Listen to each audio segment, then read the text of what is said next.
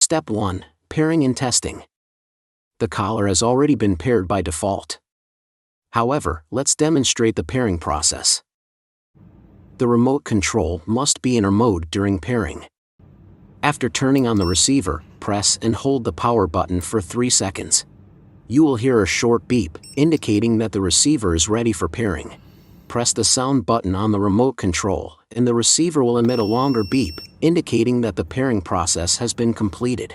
Please press the vibration button. If the receiver starts vibrating, it means the test is successful. Step 2. Using our mode.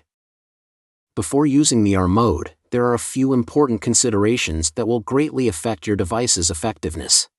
Firstly, make sure to adjust the remote control to the R mode when using the remote mode. Otherwise, you won't be able to control the collar via it.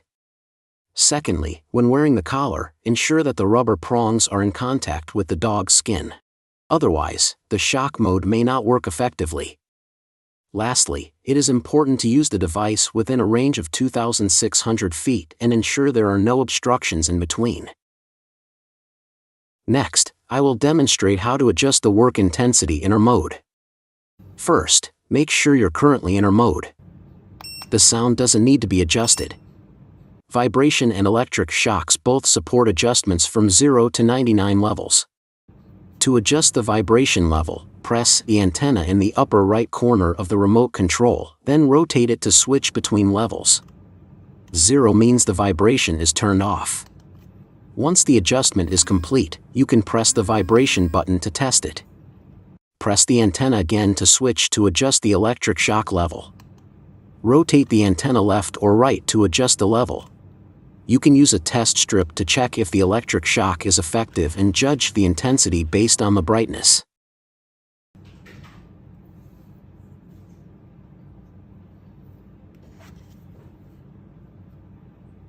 Make sure the electric shock lock is not activated during testing.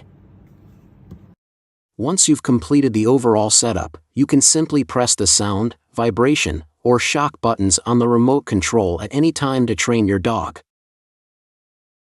Step 3. Using a mode. Before using a mode, there are a few important things to note that will directly affect the proper functioning of the automatic mode. Firstly, make sure to keep the remote control in a mode, as the receiver won't be able to pick up the dog's barking otherwise.